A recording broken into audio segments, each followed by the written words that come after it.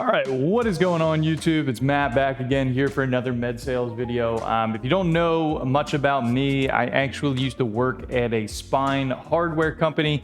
I recently got into a management position here at 26 years old. So I just moved to Atlanta, Georgia. Real hollow room, as you can see. I just ended up moving, so sorry for the wrinkly scrubs, etc. But all that'll get ironed out soon. So what I wanted to do was go over 5 tips that are going to be helping you in the medical sales world with interviews. Interviews are, usually where it starts and where it stops for most applicants. So I want to do everything I can to push you to the finish line to get you where you want to be. Take a second if you can, just hit the button down there that says click me. It's the only way that I grow. That's going to subscribe to my channel, and I'm going to be pumping out a video every single day from now on with sales tips, medical sales experience videos, as well as sort of like a personal finance well-rounding for people, just to have well-rounded advice. So without further ado, we're going to get into the video. These are going to be in order from importance. So the first one that I start with is going to be the most important, and then they're going to back off in level of importance. Okay, so number one, this is going to sound kind of stupid, but do the research on your company. I can't tell you the amount of stories that I hear from people that are going to be doing an interview on a company and they don't know a thing about them. Like, let's just say Medtronic or Stryker, figure out how it originated, how many people it has, what kind of hardware it sells, what it sells besides hardware. Do these things, do your research on a company, and then once you actually get into the interview process, start talking to them about that, and then that will give them a greater foundation that you've done your research on the company and that you're actually, here to play, and this company is not just on a list of other companies that you've also applied for, because this does mean a lot to people. Okay. Next one is going to be put together a rap sheet that shows your accomplishments. This can be a PowerPoint, it can be a sheet, it could be a piece of paper and a folder that pretty much just showcases your wins over your career. It doesn't have to be sales.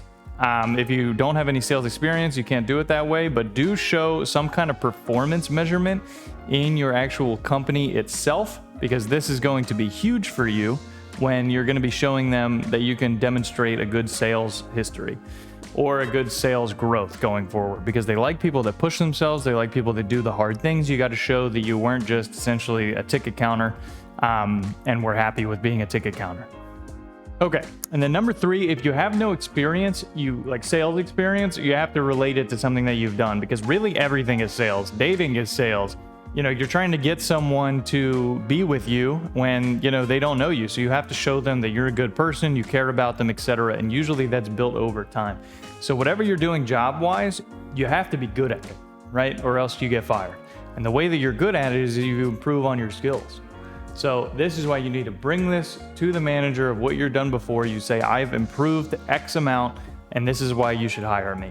Or, if you're, let's say, an athletic trainer like I was, I treated X amount of patients. More patients came to me over the other. I worked my way into more of a management or a lead role, something like that. You have to show them that, you grew within the company, because essentially that's what they're asking you to do, correct? They want you to grow. Now, number 4, this is still very, very important. Even though we're on the tier list of 1 to 5, these are all very important.